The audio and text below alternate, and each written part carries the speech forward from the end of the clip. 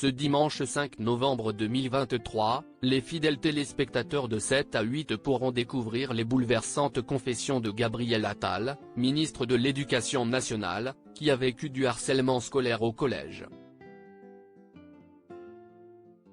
Un moment marquant de son existence qu'il a accepté d'évoquer en toute transparence face à Audrey Crespo-Mara dans l'espoir de sensibiliser davantage ses concitoyens sur le sujet. Depuis la médiatisation de certaines affaires qui ont fini en drame, la lutte contre le harcèlement scolaire est devenue l'une des priorités absolues du gouvernement français. La preuve est en septembre dernier, Elisabeth Borne, la première ministre épaulée par Gabriel Attal, le nouveau ministre de l'Éducation nationale a présenté un plan interministériel pour lutter contre ce fléau.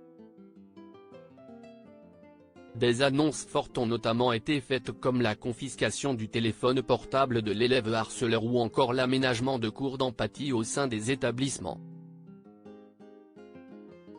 Ce dimanche 5 novembre 2023, le trentenaire à l'ascension fulgurante a accepté d'évoquer son parcours face à Audrey Crespo-Mara aux commandes d'un nouveau numéro de 7 à 8 sur TF1. L'occasion pour Gabriel Attal d'aborder un thème bien personnel qui concorde malheureusement avec l'actualité, le harcèlement scolaire dont il a été victime lorsqu'il était collégien. Dans le portrait de la semaine dont un extrait a été dévoilé en amont, l'homme de confiance d'Emmanuel Macron espère davantage éveiller les consciences sur la question. Ce témoignage très personnel et étoffé de multiples souvenirs douloureux, est une première pour le jeune ministre. J'avais 14-15 ans, confie Gabriel Attal devant les caméras de la Une avant d'en dire plus sur la personne qui a orchestré ces tourments. C'était un élève de l'établissement qui avait ouvert ce site sur lequel il fallait mettre des commentaires sur le physique des élèves. Et moi à cette occasion, j'ai vécu un déferlement d'insultes et d'injures, cela a duré plusieurs mois et ça a été ultra violent. Quel a été l'élément déclencheur ? Lui demande alors l'épouse de Thierry Ardisson. Des insultes homophobes constantes, une délicate question qui oblige ainsi son interlocuteur à se replonger dans de terribles souvenirs. Je suis allé avec une fille au cinéma et si est une fille qu'il, son harceleur note de la rédaction, aimait bien dans l'établissement, se remémore l'ex-compagnon de Stéphane Séjourné.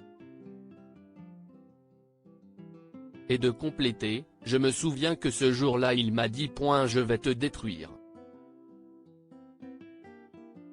Et si est ce qu'il a cherché à faire derrière. Jaloux et vexé, son rival lui a fait vivre un véritable enfer en l'attaquant quotidiennement sur ce fameux site précédemment évoqué. Les commentaires qui étaient postés, c'était pédale, tafiole, tarlouse, je pense que c'était sur une orientation sexuelle supposée à l'époque, a ajouté celui qui a abordé en 2018 pour la première fois et publiquement son homosexualité après qu'une tierce personne lui a volé son coming out. Moi, je ne parlais pas autour de moi, ajoute-t-il. Avec cette prise de parole inédite, l'ancien petit ami de Joyce Jonathan souhaite plus que tout aider ceux qui, aujourd'hui à leur tour, traversent ces souffrances, et leur dire qu'on peut les surmonter et cicatriser. Une belle démarche des plus symboliques.